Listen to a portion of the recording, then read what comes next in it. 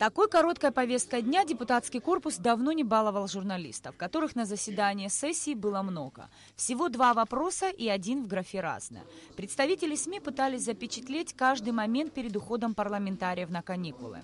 Однако этого не случилось. Спикер Валерий Бганба предложил коллегам отложить отпуск. Произошли события, это отставка правительства и отставка генерального прокурора. Я думаю, в этот момент нам уходить на каникулы не совсем целесообразно, поэтому, если вы не возражаете, мы отложили на какой-то срок работу весенней сессии, а потом уже компенсировали эти каникулы за счет сентября месяца. Проект закона о страховании депутаты обсуждали не раз. Этот документ предлагалось дополнить статьями о выдаче лицензии на ведение страховой деятельности сроком до 10 лет и о взимании государственной пошлины за предоставление лицензии на ведение страховой деятельности. На той сессии было представителем администрации президента было сделано замечание, вот мы его в принципе внесли, установили срок действия лицензии, срок выдачи лицензии 10 лет и тут же вводим.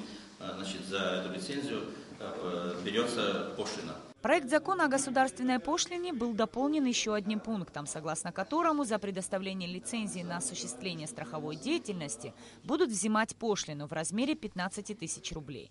Представитель президента в парламенте Дмитрий Шамба предложил внести поправку, согласно которой закон вступит в силу сразу после его подписания и опубликования.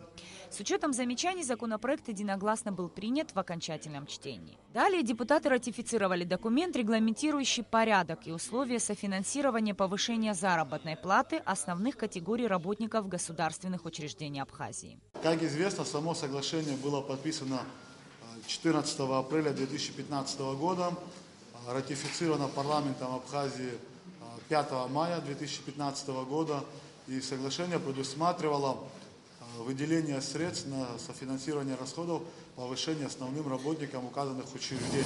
Данное соглашение в течение 2015 года не было реализовано, и это софинансирование не осуществлялось. Изменения предусматривают перенос сроков исполнения на 1 год, то есть выплаты должны осуществляться с 2016 по 2018 годы.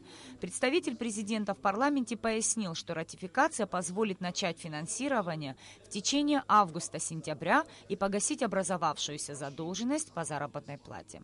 Нисфарш Байлана Ласурия, Беслан Джинджоlia, Абхазское телевидение.